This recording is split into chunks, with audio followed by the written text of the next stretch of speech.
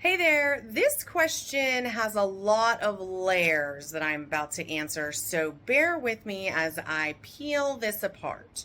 The question is, how do you prioritize and effectively complete tasks when you work in a fast-paced environment with constant interruptions? And this is a large question because how do you prioritize is one item. How do you effectively complete tasks is a second item. Dealing with a fast-paced environment is a third item, and the constant interruptions is a fourth item. So this is a very layered question. Therefore, I feel like it needs to be a very layered answer. So I'll take them in order. How do you prioritize? One of the things about prioritizing tasks is the list of things you're going to do today. The way to prioritize it is to prioritize it based on what tasks do you need to do today that will help you reach your goals. Not everything you need to do today. Because when you sit down and you go, what do I need to do today?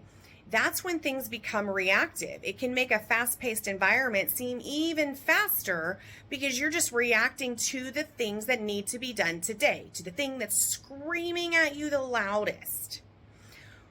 Prioritization of tasks come from alignment with your goals. So first, prioritize your tasks for today based on what are the things you need to execute to reach that goal.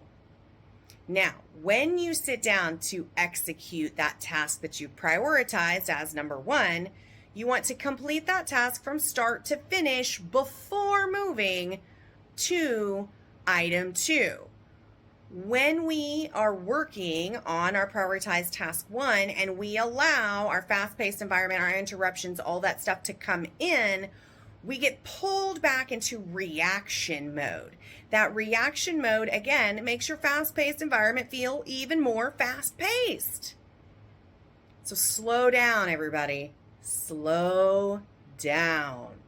The faster we go, the more we create the opportunity for a mistake. So, fast-paced environment. Slow down. I know it's easier said than done. But I think when we talk about the interruptions part of this question, this will help. Interruptions happen a lot. This is a common problem. And I do think it has to do with people's ability to constantly be in connection through cell phones, emails, text messages, instant messages, social media. The constant ability to stay connected, I think, creates a lot more ability for interruptions. So one way to know if an interruption really needs to be handled is to develop urgency. So create a list of urgency triggers. What is truly urgent? And spoiler alert, everything is not urgent.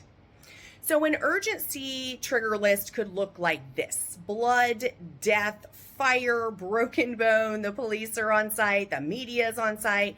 It affects your revenue in a negative way. It affects your reputation in a negative way.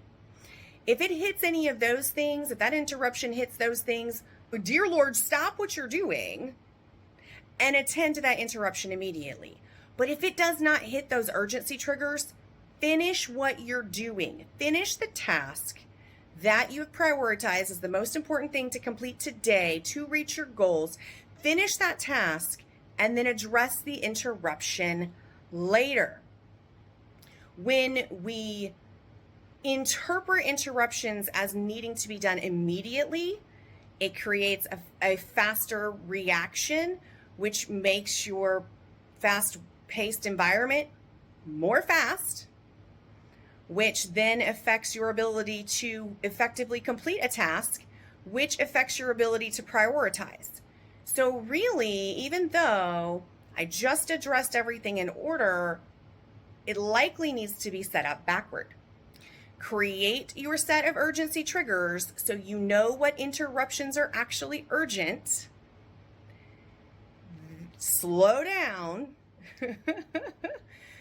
Get into completing a task one at a time based on that prioritization of what you need to do today to complete your goals. All of these things are very important. And if you take nothing from this video, create a set of urgency triggers so at least you know what interruptions are truly urgent, what needs to be handled now versus what can be scheduled for later. And just remember, everything is not urgent. This is Danielle. Thanks so much for watching. See you next time.